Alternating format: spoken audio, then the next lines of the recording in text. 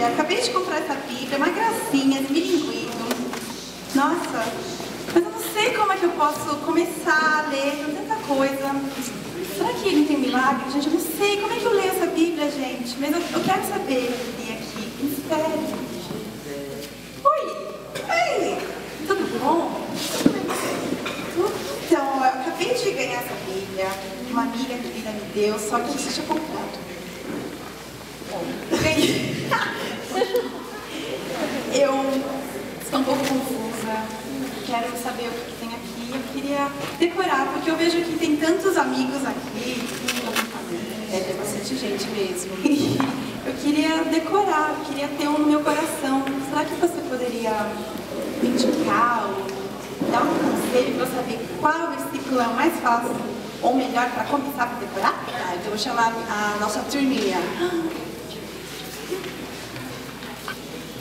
Tcharam!